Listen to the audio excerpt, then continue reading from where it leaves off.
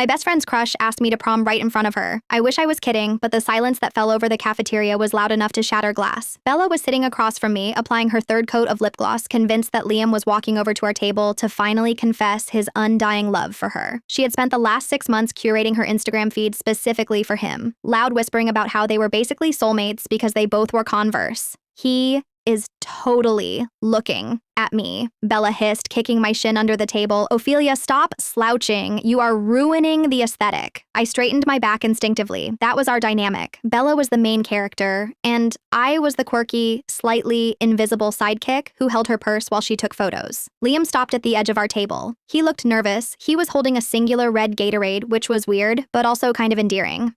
Bella flashed her practiced smile, the one she rehearsed in the mirror. Hey, Liam, she purred, flipping her hair back. What is up? Liam didn't even look at her. His eyes were locked on me. It felt like a spotlight had just hit my face, and I wanted to crawl under the linoleum. Hey, Ophelia, he said. His voice cracked a little. Bella's smile faltered, twitching at the corners. Liam? Bella is right here, she said, letting out a sharp, confused laugh.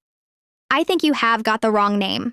Liam ignored her. He took a breath and set the Gatorade down in front of me. I know this isn't a big poster or anything, and I know it is kind of late notice, but I was wondering if you wanted to go to prom with me. The entire table went dead silent. You could hear the hum of the vending machines. I looked at Bella. Her face had gone from smug to a shade of red that clashed with her shirt.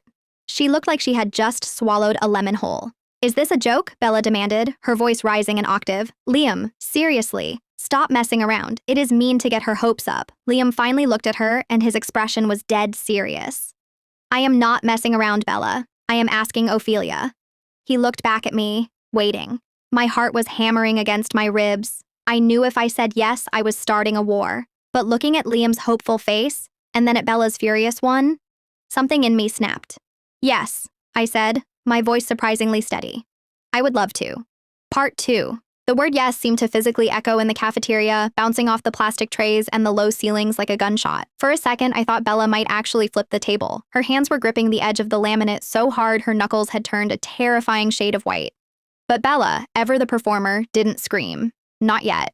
Screaming was for people who lost control, and Bella prided herself on being the puppet master, not the puppet. Instead, she let out a short, hollow laugh. It was a terrible sound, dry and sharp, like someone stepping on dry leaves. Okay, she said, her voice trembling with a chaotic mix of rage and absolute disbelief. She looked at Liam, then at me, then back to Liam. Okay, good one. Seriously, guys, A+ acting. Is this for TikTok? Are we being filmed? She actually started scanning the room, craning her neck to look for a hidden camera, desperate to find a lens that would explain why her reality was fracturing. No cameras, Bella, Liam said. He didn't sound malicious, just tired. He looked at me, and a genuine, soft smile broke through the tension on his face. I will text you later, Ophelia. We can figure out the color scheme? Yeah, I breathed out, my voice barely audible. Text me. Liam nodded, picked up his backpack, and walked away. He didn't look back at Bella once. That was the nail in the coffin. If he had glanced back, even for a second, she could have spun it. She could have told herself he was conflicted, but he walked away like a man who had just completed a mission he had been planning for weeks. As soon as he was out of earshot, the atmosphere at our table shifted from awkward to suffocating. The other girls at the table, Chloe and Sarah, Bella's secondary minions, were staring at their salads with intense fascination, terrified to make eye contact with either of us. Bella turned to me slowly. The mask was gone. Her eyes were wet, but not with sad tears. These were angry tears, the kind that burn. You are going to fix this, she whispered. It wasn't a question. It was a command, delivered with the icy authority of a general ordering a soldier to the front lines. There is nothing to fix, Bella, I said, trying to keep my hands from shaking. I grabbed my apple purely to have something to hold. He asked me. I said yes. That is how prom works. Do not play dumb with me, Ophelia. She slammed her hand on the table, and this time people actually jumped. You know exactly what you are doing. You have been plotting this. You have been obsessed with him for months, haven't you? You saw me working on him. You saw how much effort I put into my feed, into my outfits, and you swooped in like a vulture. I haven't plotted anything. I shot back, my own anger finally starting to bubble up, hot and fast. I have barely spoken 10 words to him all year because you wouldn't let me. Every time he came near us, you physically stepped in front of me. Because I was protecting you, she hissed, leaning in closer. Look at you, Ophelia. You are you. And he is Liam. He is the captain of the debate team. He is going to be valedictorian. Do you really think he wants you? He is doing this to get to me. He is trying to make me jealous because I didn't like his post from Tuesday. It is a mind game. And you are just the pawn. God, it is actually embarrassing how easily you fell for it. Her words were designed to hurt, precision-engineered missiles aimed at my deepest insecurities. And the worst part was, a small, dark part of my brain whispered that maybe she was right. Why me? I was the sidekick. I was the background noise. But then I remembered the Gatorade, a singular red Gatorade. 2 weeks ago in AP history, I had mentioned offhandedly to Liam that red Gatorade was the only artificial flavor that didn't taste like battery acid. It was a throwaway comment during a group project. Bella hadn't even been there. If he was trying to make Bella jealous, he would have brought her favorite drink or flowers or something flashy. The Gatorade was for me. It was a detail only someone paying attention would know. I am not canceling, I said, standing up. My legs felt like jelly, but I locked my knees. I am going to prom with him. If you walk away from this table, Bella said, her voice dropping to a terrifyingly calm register, don't bother coming back. I mean it, Ophelia. You are done. You have no friends in this school without me. You are invisible. I made you relevant, and I can unmake you. I looked at her, really looked at her, for the first time in years. I saw the layers of makeup hiding the stress breakout on her chin. I saw the desperate, frantic look in her eyes. She didn't look powerful. She looked terrified of losing her narrative. I would rather be invisible than be your prop, I said. And then I walked away. The walk to the tray return felt like walking a gauntlet. I could feel the eyes. The whispers started immediately, spiraling out from our table like a shockwave. Did you see Bella's face? Ophelia? Really? That is social suicide. I dumped my uneaten lunch and made a beeline for the only sanctuary I had, the library. I needed to hide until fourth period. My phone buzzed in my pocket, then again, a steady stream of vibrations against my thigh. I pulled it out once I was safely hidden behind the rows of biographies. The group chat, the plastics, but better, Bella. Ophelia has been removed from the group. Bella. PSA, nobody talks to the traitor. If I see anyone liking her post or talking to her in the halls, you are cut. Chloe. Wait. What happened? Bella. She manipulated Liam. She has been lying to us for months. Just trust me. She is dead to us. I stared at the screen, watching the little bubbles of my social life popping one by one. It was swift. Efficient. Bella was good at this. She controlled the information flow. By the end of the day, the official story would be that I had seduced Liam or blackmailed him or something equally insane. I sank to the floor, leaning my head against a shelf of books about dead presidents. What had I done? I had a date with the cutest guy in school, but I had just nuked my entire social circle. Was it worth it? Hey. I jumped so hard I dropped my phone. Liam was standing at the end of the aisle. He looked sheepish, holding a library book titled The History of Agrarian Reform. Sorry, he winced. I didn't mean to scare you. I figured you might come here. You always come here when Bella is on a rampage. I scrambled to stand up, smoothing out my skirt. You knew she would go on a rampage? I mean, yeah, Liam chuckled, walking closer. It is Bella. She thinks the sun rises just to light her selfies. I knew she would flip out. I am really sorry I put you in the firing line like that. I couldn't wait anymore. He was close now, close enough that I could smell his cologne, something clean, like pine and old paper. Why me? Liam? I blurted out. Bella is... Bella. She is perfect. She has been curating herself for you for 6 months. Why would you blow up the cafeteria for me? Liam leaned against the bookshelf, looking at me with an intensity that made my stomach do flip-flops. Because Bella is a performance, Ophelia, she is exhausted to be around. Every conversation with her is a trap. But you are real. I see you in history, making those sarcastic doodles in the margins of your notes. I see you holding the door for the freshmen when everyone else rushes past. You are funny, you are smart, and you don't treat people like accessories. He paused, looking down at his shoes, then back up at me. And for the record, he added softly, I don't even like Converse. I let out a laugh, a real one this time. She is going to destroy me, Liam. You saw the group chat. She has already excommunicated me. Let her try, Liam said, his jaw tightening slightly. She has got influence, sure, but she doesn't run the world. And you are not alone anymore. You have got me. He reached out and gently took my hand. His palm was warm. We have AP English next. Walk with me? Walking into AP English holding Liam's hand was like walking into a nuclear testing site wearing a bikini. The room went silent. Bella was already seated in the front row. When we walked in, she didn't turn around. She didn't acknowledge us. She sat perfectly still, her posture rigid. But as I passed her desk to get to my seat, I saw it. She had her notebook open. She was writing furiously. It wasn't notes on The Great Gatsby. It was a list. And at the very top, underlined 3 times in red ink, was my name. Bella wasn't just mad, she was planning. And as I sat down, my phone buzzed with a DM from an unknown number. Enjoy your 15 minutes, Ophelia.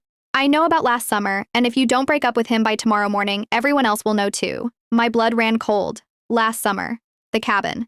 The secret I had sworn Bella to secrecy about. The one thing that could actually ruin me. I looked at the back of Bella's head. She turned slightly, just enough so I could see her profile. She smirked. The war hadn't just started. Bella had just brought out the nuclear codes. Prom 3. The screen of my phone went dark, but the words were burned into my retinas like a sunspot. Last summer.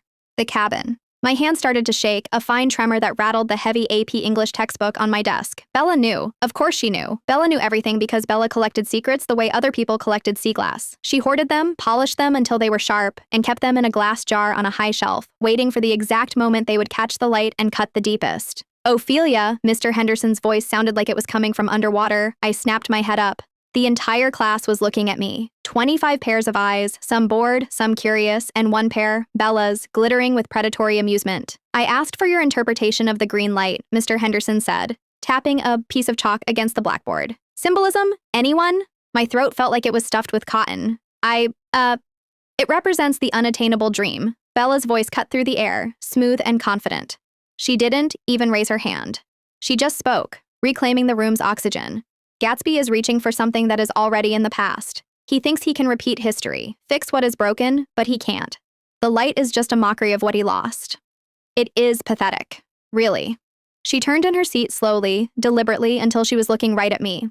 Some people just don't know when to let go of things that don't belong to them, she added, her lips curving into a smile that didn't reach her eyes. The subtext hit me like a physical slap. Liam, sitting next to me, stiffened. I felt his knee brush against mine under the desk, a silent question. Are you okay? I pulled my leg away. I couldn't touch him. Not right now. If I touched him, I might cry, and if I cried, Bella won. I stared down at my notebook, where I had doodled hearts in the margins just 10 minutes ago. Now they looked stupid, childish. The cabin.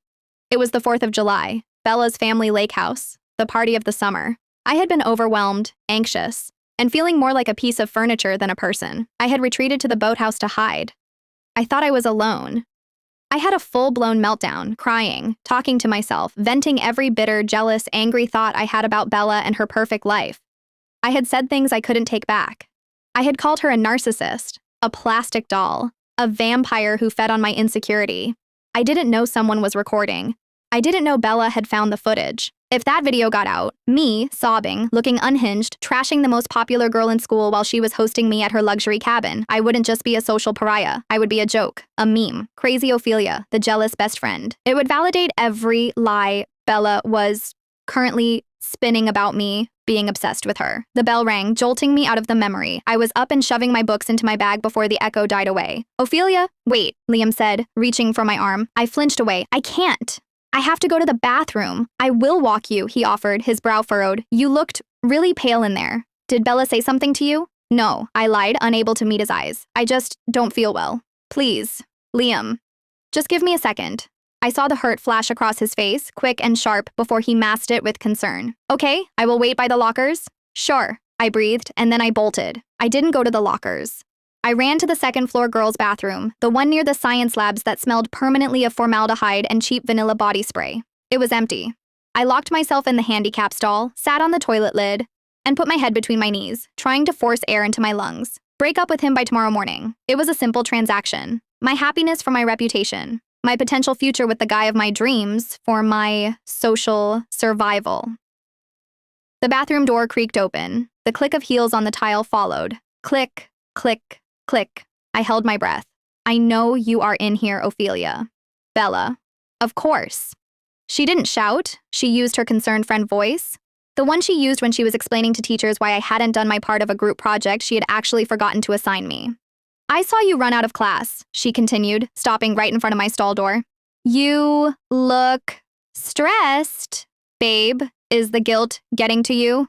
Go away, Bella, I croaked. I am just trying to help you. She sighed. I could picture her leaning against the sink, checking her eyeliner in the mirror. You are confused. You think Liam likes you. It is sad, really. He is just rebelling. He is bored. He will play the quirky girlfriend game for a week, realize you have nothing in common, and then he will dump you, and you will have nobody. She paused. But if you end it now, gracefully, I can protect you. I can delete the video. We can go back to how things were. You, me, the crew.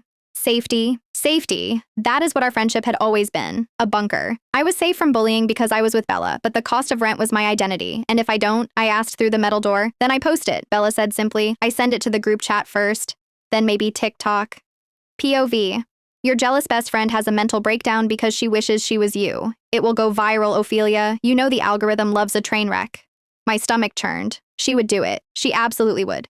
Why do you even care? I asked, my voice trembling. If he is just using me, let him use me. Why does it matter to you? Silence stretched for a long moment. When she spoke again, her voice had lost the sweetness. It was cold, hard steel.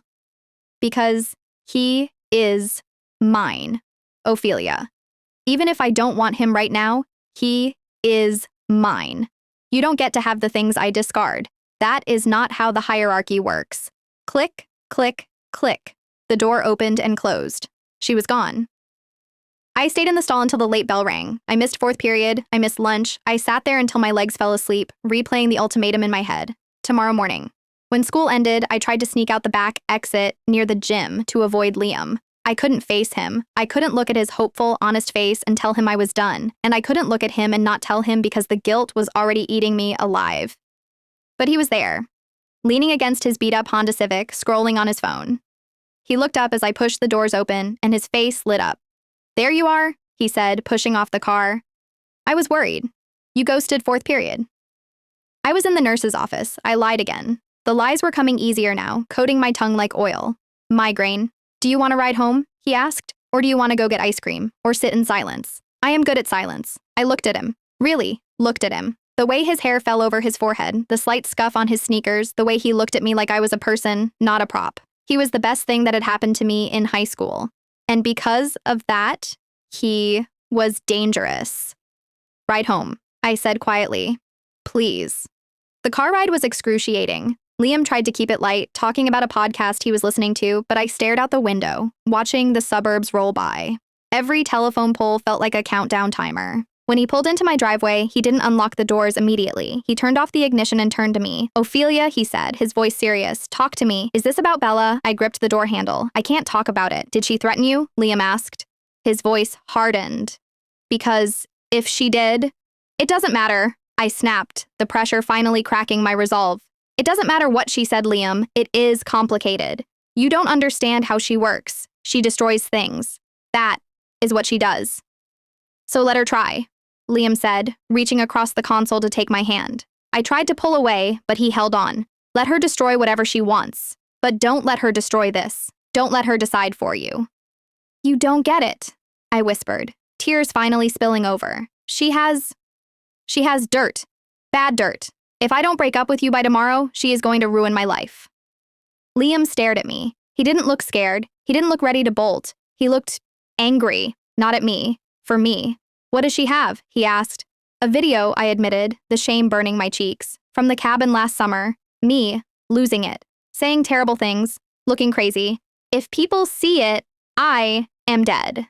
Liam was silent for a long time. He looked at my house, then back at me. He squeezed my hand. Okay, he said. Okay? I blinked. That is it? You want to break up?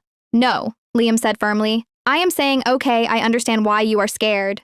But Ophelia, everyone has a meltdown sometimes. Bella has just made you terrified of your own feelings. He leaned in closer. Let her post it. My jaw dropped. What? Let her post it, Liam repeated. Who cares? So, you had a bad moment. So, you yelled. You are human. Bella is counting on your fear. She thinks you will fold because you are ashamed. But what if you just owned it? I can't, I whispered. I am not brave like that. You walked away from her table today, Liam reminded me softly. That was pretty brave. He leaned back, unlocking the doors. I am not going to force you to do anything. If you want to break up with me to stop her, I will respect it. I will be sad, but I will get it. But I think you are stronger than she gives you credit for. And I think we are worth fighting for. I stepped out of the car, my head spinning. I need time. You have until tomorrow, Liam said with a sad smile. I will see you at the lockers, either way. He drove off, leaving me standing on the pavement. I went into my room and collapsed onto my bed. My phone buzzed. Bella. TikTok, sweetheart. 12 hours. I opened my camera roll. I scrolled back, not to last summer, but to 2 years ago. A sleepover. Just me and Bella, before she became Bella. We were making stupid videos, doing impressions of teachers, and then I found it. A video I had promised never to show anyone. Not a meltdown, not a rant, just Bella, unmasked. I sat up. My heart was pounding in my throat, a frantic drumbeat of adrenaline. Bella thought she was the only one with ammunition. She thought she was the only one who kept receipts. But I had been the invisible sidekick for years. I saw everything. I recorded everything. I wasn't just a prop. I was the archivist. I opened the group chat, the one she had kicked me out of. I couldn't post there anymore, but I could post to my story. I could post to the school tag. I typed a reply to Bella. Me. Go ahead. Post it. Me. But remember, mutually assured destruction is a real thing. And I have the iCloud password you forgot you gave me in 8th grade. I hit send. The 3 dots of Bella typing appeared instantly, then disappeared, then appeared again. The war wasn't over. But for the first time, I had a weapon. Part 4. The 3 dancing dots on Bella's screen vanished, but no reply came. I stared at my phone for 10 minutes, then 20, then an hour. The silence was heavier than any insult she could have thrown. For the first time in our friendship, Bella didn't have the last word. I didn't sleep that night. I lay awake, staring at the ceiling, thinking about the iCloud account. I remembered the day she gave me the password. We were 14, huddled under a blanket fort, swearing we would be best friends until we were old and gray. That account didn't just have embarrassing photos, it had the blueprints to Bella. It had the unedited drafts of her spontaneous captions, the screenshots of other girls' profiles she wanted to copy, and worst of all, the voice memos. Dozens of them. Bella rehearsing her laugh. Bella ranting about how useless Chloe and Sarah were. Bella admitting that she hated half the people she pretended to adore. It was a nuke. And I had my finger on the button. The next morning, walking into school felt like walking into a courtroom. I checked my phone every 5 seconds. No notifications, no viral video of me sobbing in a boathouse. Just silence. When I turned the corner to my locker, Liam was already there. He was leaning against the metal, looking anxious, but the moment he saw me, his shoulders dropped. "You are here," he breathed, pulling me into a hug right there in the hallway. "I was worried you wouldn't show. Did she post it?" "No," I said, burying my face in his hoodie. It smelled like fabric softener and safety. "Not yet. I think I scared her." "You?" Liam pulled back, grinning. "Scared Bella? How?" I reminded her that glass houses shouldn't throw stones, I said, a small fierce smile tugging at my lips. Before he could ask for details, the hallway went quiet. It was the kind of silence that usually preceded a principal's announcement or a fight. The crowd parted, and Bella walked through. She looked perfect, of course. Her hair was sleek, her outfit was immaculate, and her chin was held high. But as she got closer, I saw the cracks. There were dark circles under her eyes that even her expensive concealer couldn't hide. She wasn't walking with her usual strut. She was marching, tense and defensive. She stopped 3 feet away from us. Chloe and Sarah were flanking her, but they looked confused, glancing between Bella and me like they were watching a tennis match they didn't understand. "Ophelia," Bella said. Her voice was steady, but cold. "Can we talk? Privately?" Liam stepped forward, putting himself slightly in front of me. "Anything you have to say to her, you can say to me." Bella's eyes flashed with annoyance, but she didn't snap at him. She looked at me, ignoring him entirely. "It is about the project. The old project." She meant the iCloud. I stepped out from behind Liam. My heart was hammering, but my hands weren't shaking anymore. "I think we are done with projects, Bella. I think we are done with everything." "So you are going to do it?" she hissed, her voice dropping to a whisper so the crowd couldn't hear. "You are going to ruin me because you can't handle a little competition?" "Competition?" I laughed, and it felt amazing. "Bella, there was never a competition. You made up a game, rigged the rules, and then got mad when I stopped playing. I am not going to post anything." Bella blinked, surprised. You aren't?" "No," I said, looking her dead in the eye, "because I don't care enough to ruin you. That is the difference between us. You need to destroy people to feel big. I just want to go to prom." I took a step closer. "But here is the deal. You delete the video of me, you delete it right now in front of me, and then you leave us alone. Forever. If you ever, and I mean ever, try to mess with me, or Liam, or anyone else again, then I remember the password." "Do we have an agreement?" Bella stared at me. For a second, I thought she might scream. I saw the rage flickering behind her eyes, the desperate need to win. But then she looked at the crowd watching us. She looked at Liam, standing solidly by my side. And she looked at me, realizing for the first time that the quirky sidekick had grown a spine. Slowly, stiffly, she pulled out her phone. She tapped the screen a few times, then turned it around to face me. Delete cabin meltdown.mp4. She tapped yes. Then she went to her recently deleted folder and deleted it again. Happy? She spat. Ecstatic, I said. Goodbye, Bella. She glared at me one last time, whipped her hair over her shoulder, and stormed off down the hallway. Chloe and Sarah hesitated. They looked at Bella's retreating back, then at me. Chloe gave me a tiny, almost imperceptible nod before scurrying after her leader. I let out a breath I felt like I had been holding since middle school. Remind me never to get on your bad side, Liam whispered, bumping my shoulder. You are safe, I promised, taking his hand. Unless you cheat on me, then I have a burner account ready to go.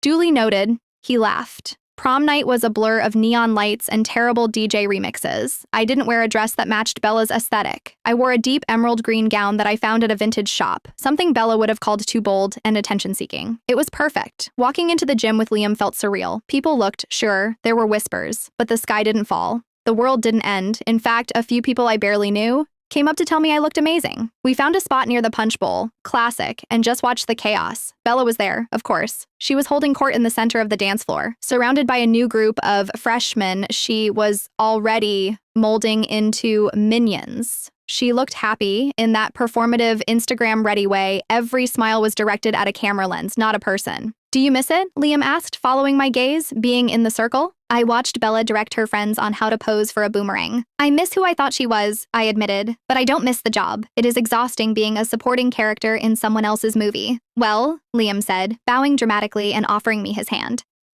Good thing you are the lead in this one. May I have this dance, Ophelia?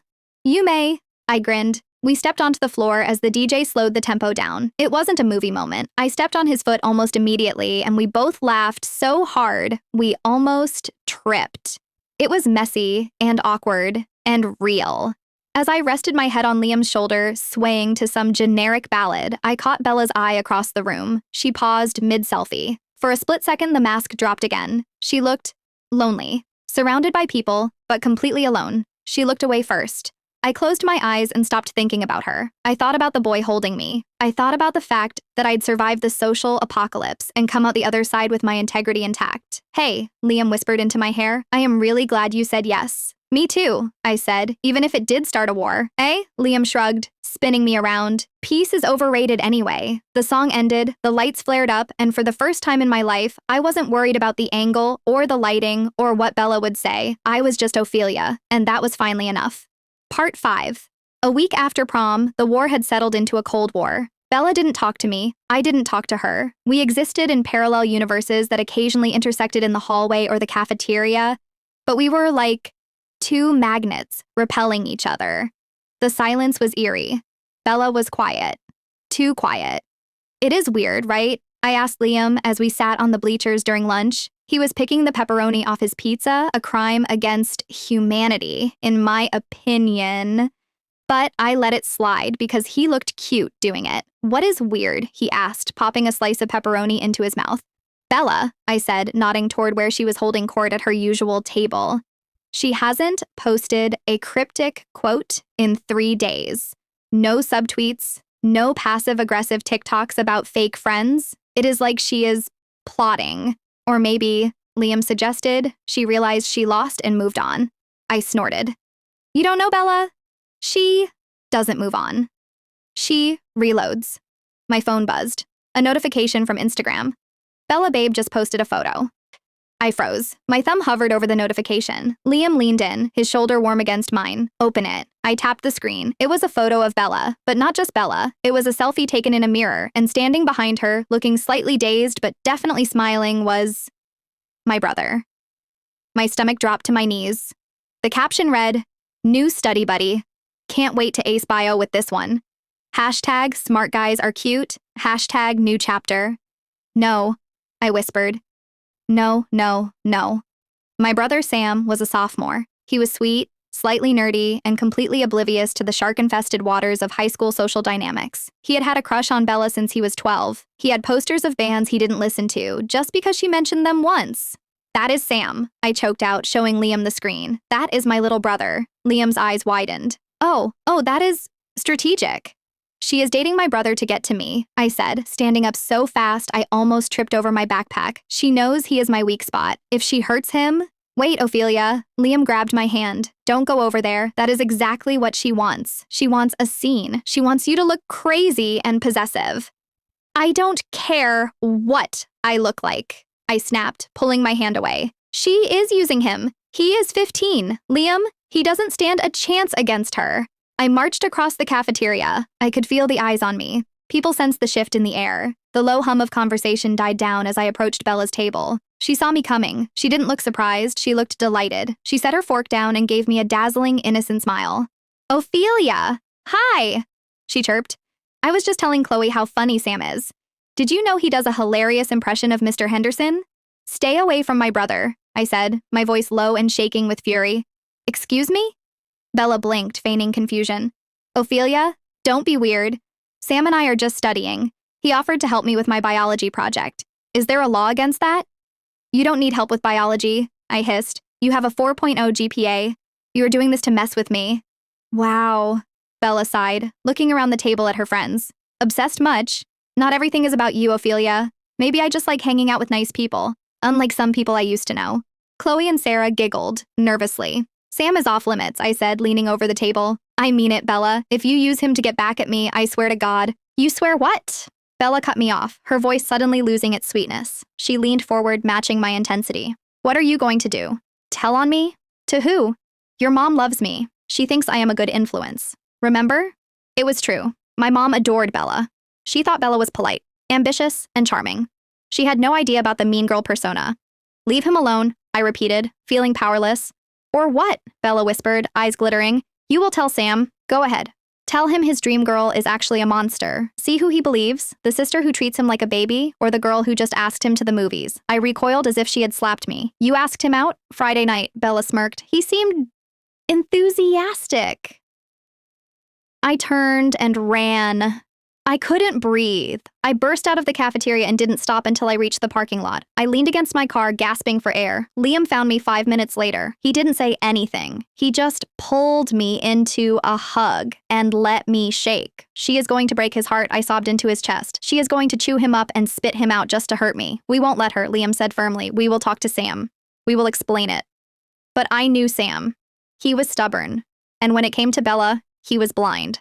That night at dinner was excruciating. Sam was practically floating. He kept checking his phone, smiling at nothing. "So," my mom said, passing the salad.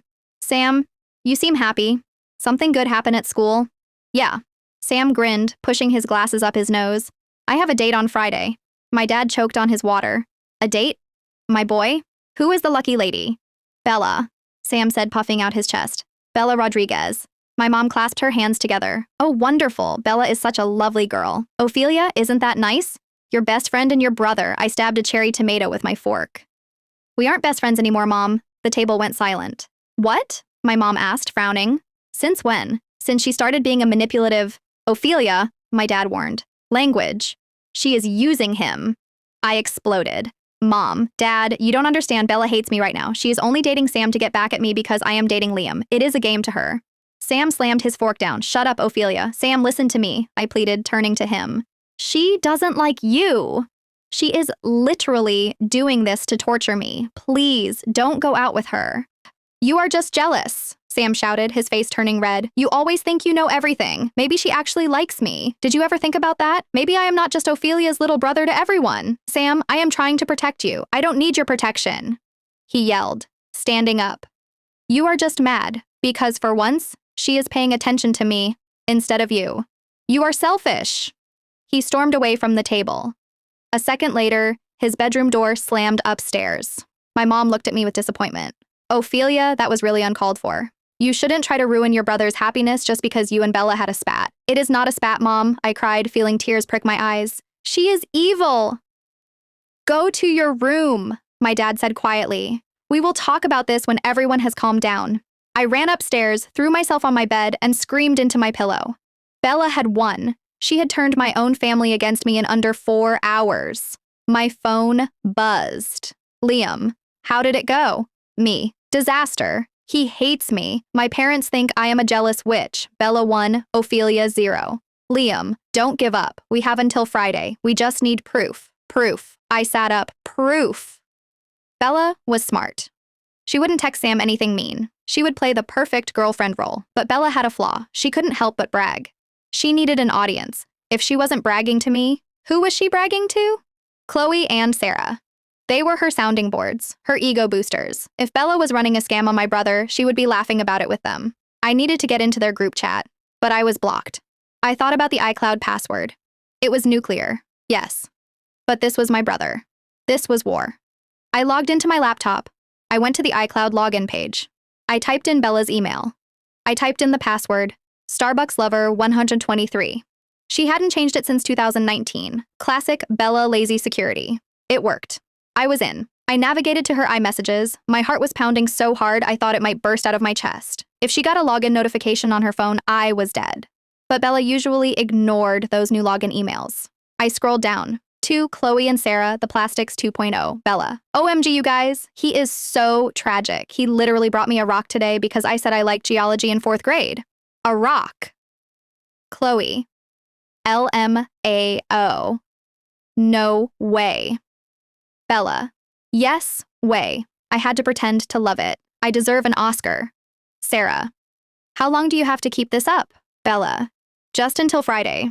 I am going to dump him at the movies, publicly, make a scene. Ophelia will lose her mind, then I will tell everyone he tried to grope me or something. My blood ran cold, he tried to grope me. She was going to ruin Sam's reputation. She was going to label him a creep.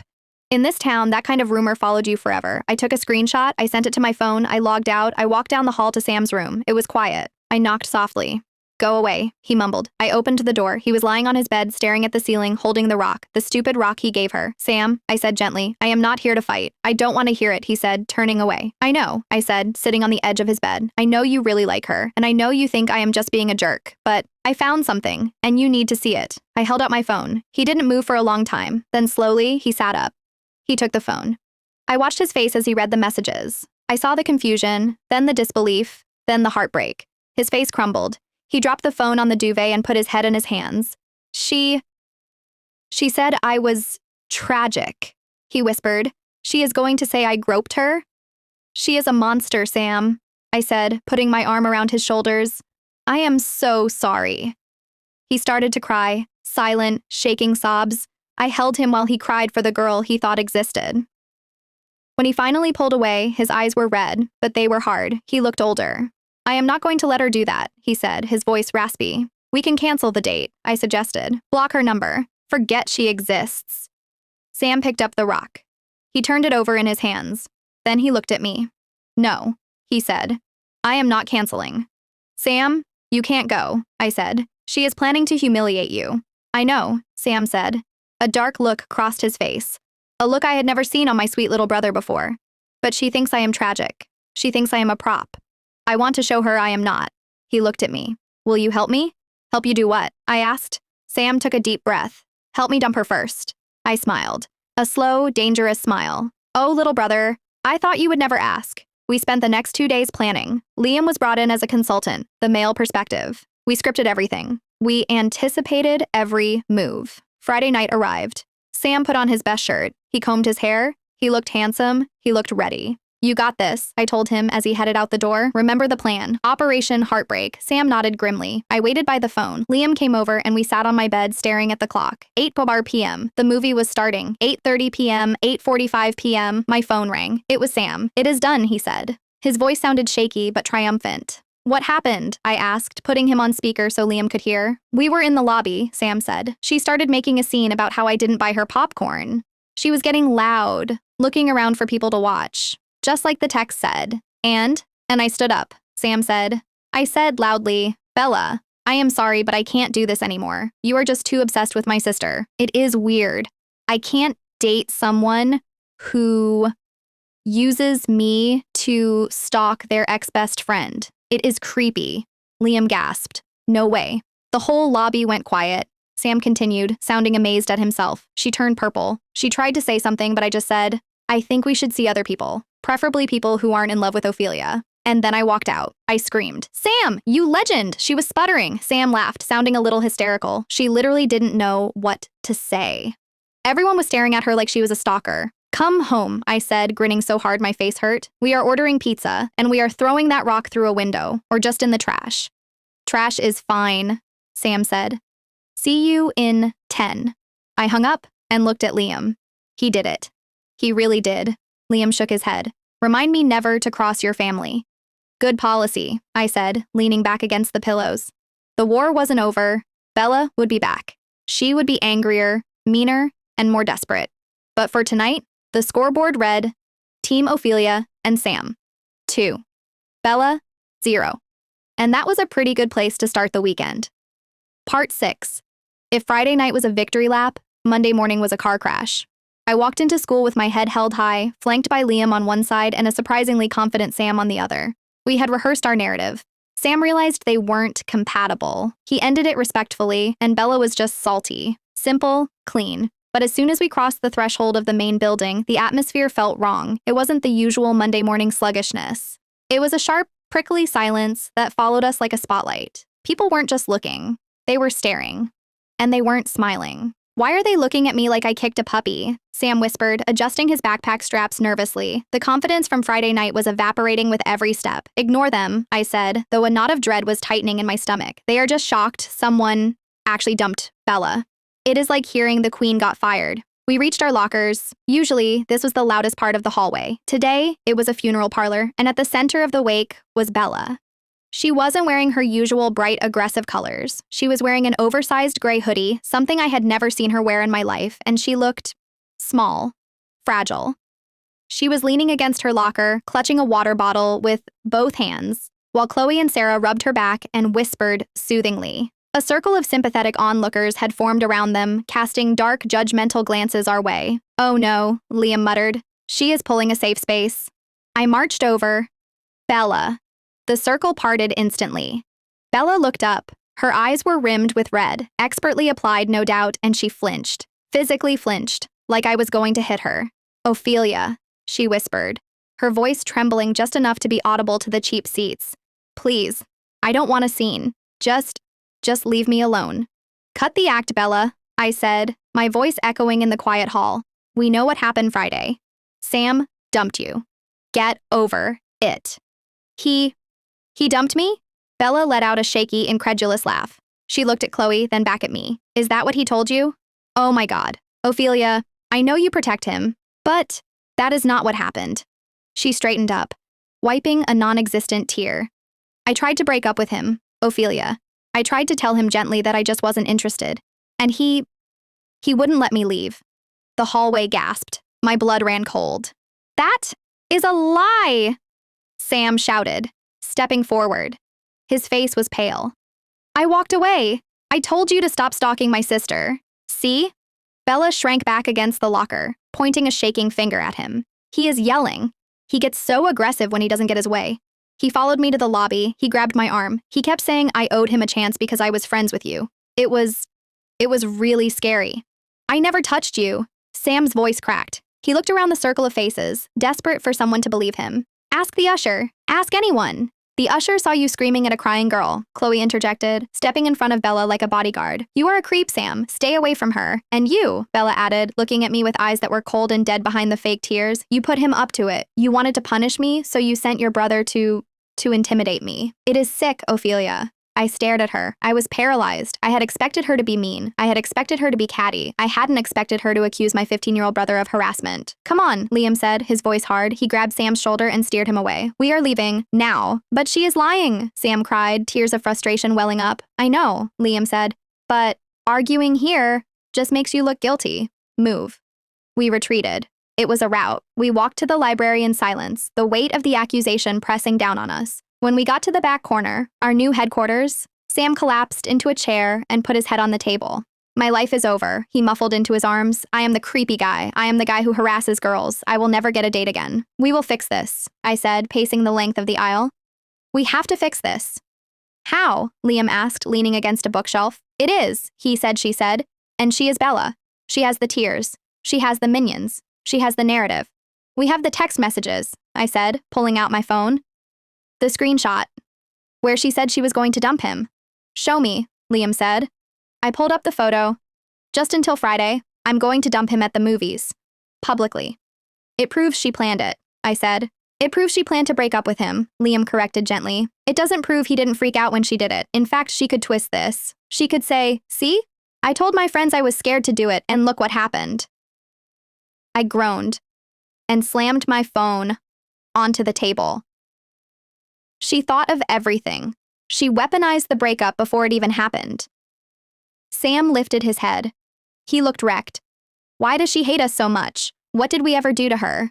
We stopped worshiping her, I said quietly. That is the only crime that matters in Bella's world. I looked at my brother, defeated and branded, and something inside me shifted. The iCloud password wasn't enough. The mutual destruction wasn't enough.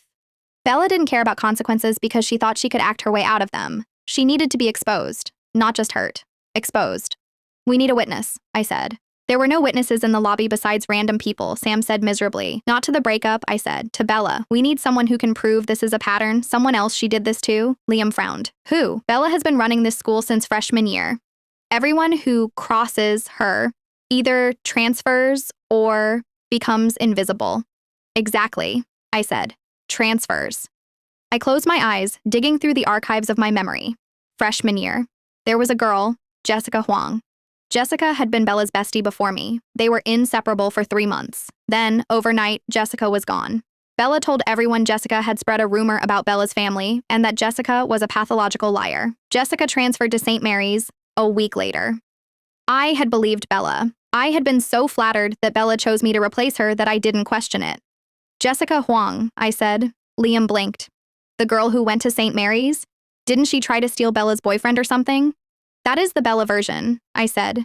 But what if Jessica didn't do anything? What if Jessica just stopped clapping? St. Mary's gets out at 2:30, Liam said, checking his watch. If we leave right after last period, we can catch her. I can't go, Sam said. I can't show my face anywhere. You go home, I told him. Stay off social media. Don't post anything. Don't reply to anyone. Let me handle this. St. Mary's was the private Catholic school across town. It was pristine, quiet, and terrifyingly disciplined, the polar opposite of our chaotic public high school. Liam and I waited by the front gates as the uniform-clad students poured out. It took 10 minutes to spot her. Jessica hadn't changed much, but she looked lighter. She was laughing with a group of girls, looking relaxed in a way I hadn't felt in years. Jessica? I called out. She stopped. Her smile vanished instantly when she saw me. She whispered something to her friends, who cast suspicious looks at us before walking ahead.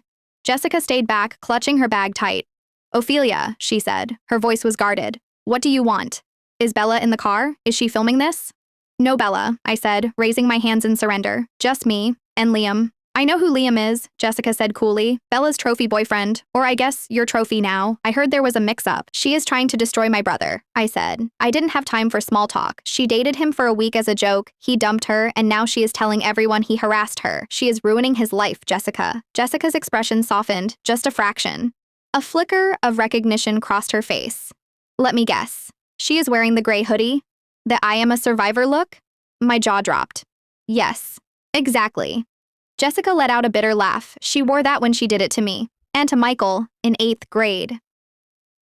It is her costume, Ophelia. She did it to you?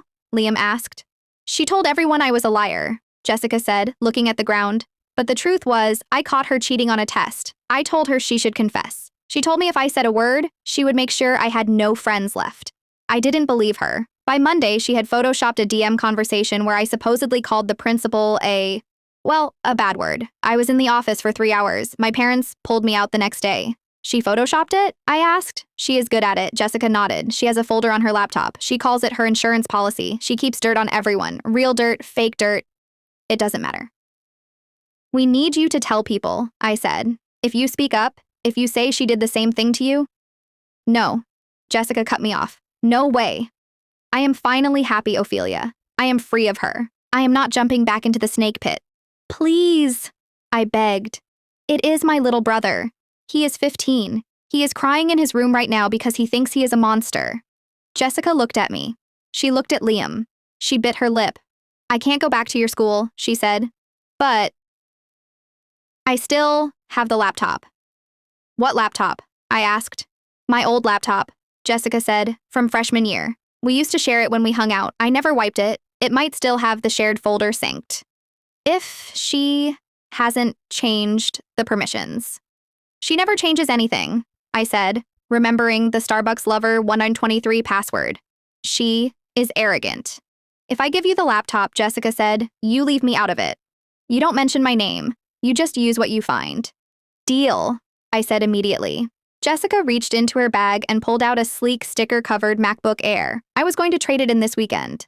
Lucky you. She handed it to me. It felt heavy, like a weapon. One warning, Ophelia, Jessica said as she turned to leave. If you open that folder, make sure you are ready for what you find. Bella doesn't just keep secrets, she keeps everything. We drove to a coffee shop 3 towns over. I opened the laptop. It booted up. I guessed the password, Jessica's dog's name. We were in. I navigated to the documents folder. There it was, a shared folder titled Project Runway. Bella thought she was so clever. I clicked it. It wasn't just dirt, it was a spreadsheet. Target, Jessica H. Weakness, academic integrity. Status, neutralized. Method, fake DM. Target, Michael T. Weakness, anger issues. Status, neutralized. Method, provocation and recording. Target, Sarah J. Weakness, insecurity. Status, active minion. Method, love bombing. Target, Ophelia. Weakness, codependency.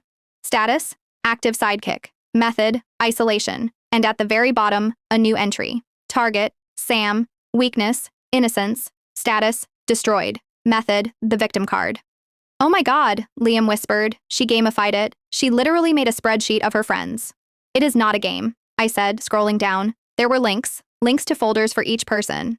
Photos, screenshots, recordings. I clicked on the folder marked Ophelia. It was full of videos. Not just the cabin meltdown, videos of me sleeping, videos of me eating, screenshots of my private texts to my mom, and one file titled, If Ophelia Rebels .docs. I opened it. It was a script, a literal script. Phase 1, isolate from Liam, use jealousy. Phase 2, public humiliation, prom. Phase 3, the brother option, nuclear. She had planned the Sam thing weeks ago. It wasn't a reaction to the breakup, it was a contingency plan.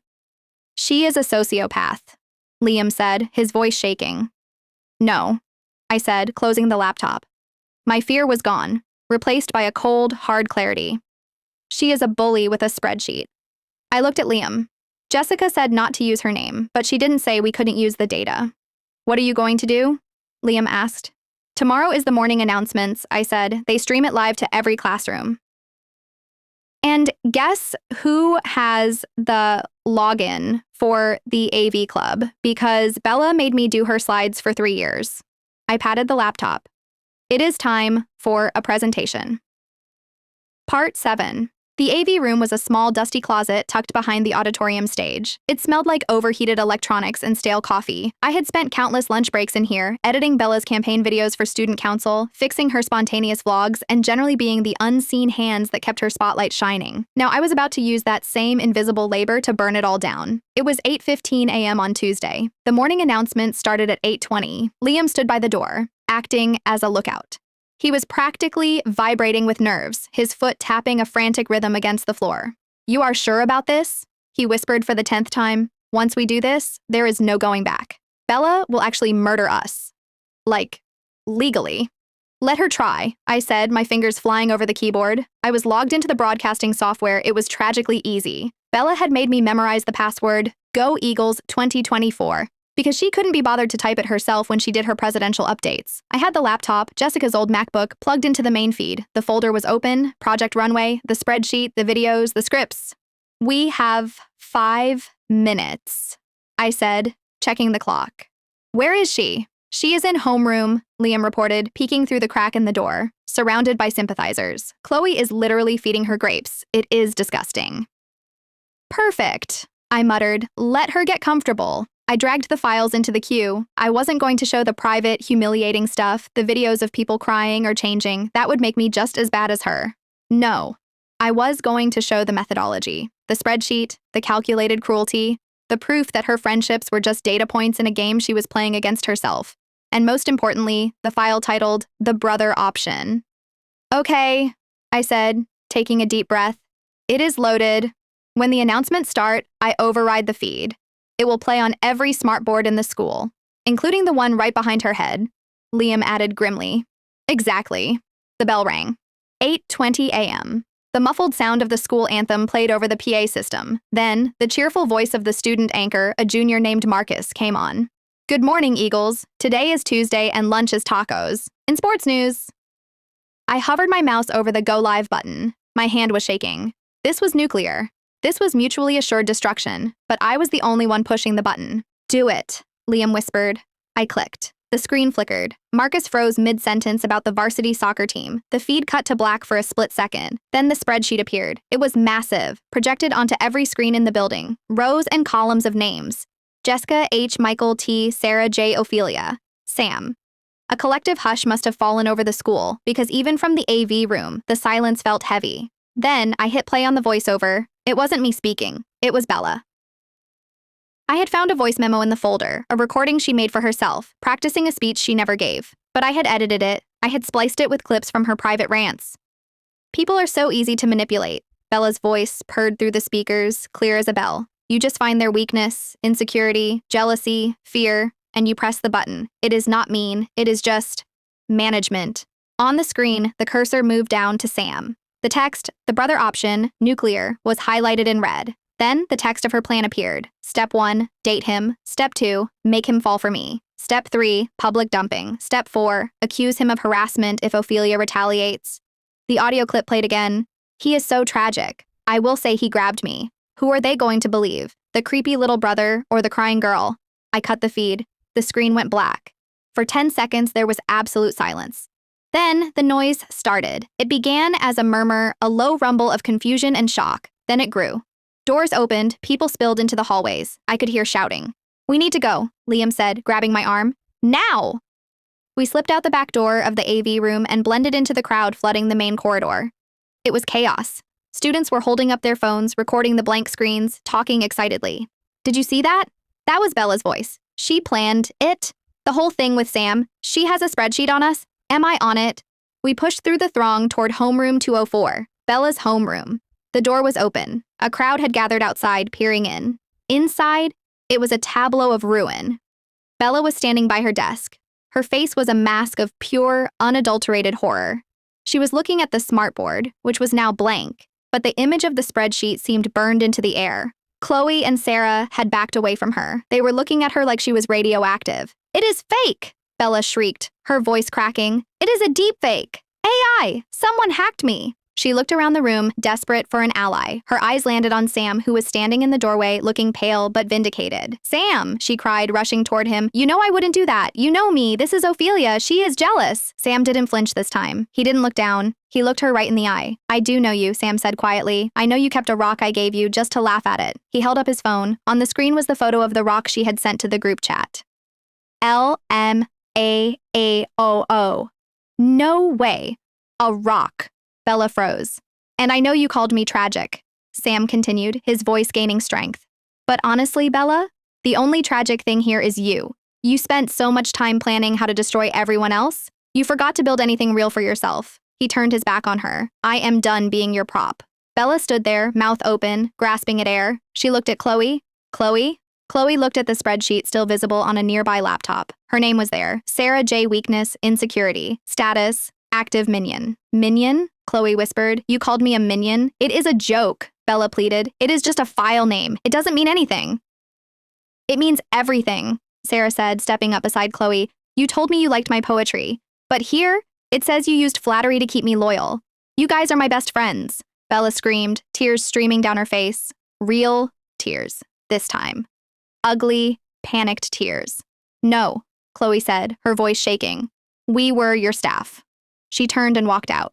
Sarah followed. The rest of the class watched in stunned silence as Bella Rodriguez, the queen of the school, the girl who had curated every moment of her life for maximum impact, stood alone in the center of the room. She looked at me. I was standing by the door with Liam. I didn't feel triumphant. I didn't feel happy. I felt tired and sad. Sad that it had come to this. Sad that she had forced my hand. Why? She whispered, looking at me with betrayed eyes. Why did you do it? Because you went after my family, I said simply, and because you forgot the password. I turned and walked away. Liam put his arm around me. Sam fell into step beside us. We walked down the hallway, leaving the whispers and the stairs behind. We walked out the front doors and into the bright, blinding sunlight of the parking lot. So, Liam said, letting out a long breath. That happened. Yeah, Sam said, adjusting his glasses. That definitely happened. Are we in trouble? Liam asked. Like, expulsion trouble?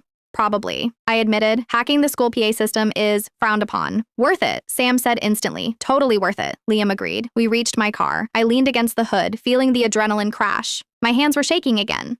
What now? Sam asked. Now, I said, looking at the school building where the chaos was still unfolding. We deal with the fallout. We probably get suspended. Bella will try to spin this. She will come back with a lawsuit, or a sob story, or a rebranding campaign. I looked at Liam. He was smiling at me, that same soft, genuine smile he had given me in the cafeteria weeks ago. But for now, I said, taking his hand, I think we go get tacos. It is Taco Tuesday, after all. Tacos sound good, Liam said. I am driving, Sam announced, grabbing my keys. Since I am the hero of the story. Hey, I protested. I hacked the system. I was the bait, Sam countered, unlocking the car. Without me, you would just have a spreadsheet. He has a point, Liam laughed, opening the back door. I shook my head, smiling. I got into the passenger seat. As we drove away, I looked in the rearview mirror. I saw Bella running out of the school, phone to her ear, probably calling her lawyer or her publicist or her mom. She looked small. I turned away. I looked at the road ahead. The war was over, and for the first time in a long time, the silence wasn't scary. It was just peaceful. Part 8. The suspension lasted 3 days. My parents were furious, obviously. My dad gave me a lecture about digital vandalism and misusing school property that lasted 2 hours, but I noticed he had to turn away to hide a smirk when I got to the part about Sam's innocence rating on the spreadsheet. My mom was more conflicted. She was disappointed in the method, but heartbroken by the content. She had called Mrs. Rodriguez, Bella's mom, to talk things over. But the call had apparently ended with Mrs. Rodriguez screaming that I was a cyber terrorist and hanging up. So, for 3 days, Sam, Liam, and I were exiled. We spent it at my house, eating junk food, watching bad movies, and ignoring the explosion occurring on our phones. The school group chats were melting down. Hashtag Bella Exposed was trending locally. Memes of the spreadsheet were circulating. People were analyzing the data like it was the Zapruder film. I am an active minion too became a weird badge of honor. When we finally walked back into school on Monday morning, I expected backlash. I expected the teachers to glare and the administration to watch us like hawks. And they did. Principal Miller had made it very clear that one more unauthorized broadcast would result in expulsion. But the students? That was different. As we walked down the main hallway, the sea of bodies parted. But not in the way it used to for Bella, out of fear and the desperate need to be seen by her. They parted out of respect. Dude. A guy from the football team nodded at Sam. Legend. Sam, who was wearing a new shirt and walking with his shoulders back, nodded coolly. Sup? Don't let it go to your head, I whispered, nudging him. Too late, Liam laughed. He is already planning his memoir. We reached the spot where Bella's locker stood. It was usually the altar of the school, decorated with mirrors and magnets and photos. Now, it was empty. The door was open, revealing the bare metal inside. No magnets, no photos, no life. She is gone? I asked, stopping in my tracks. Transferred, a voice said behind us. It was Chloe.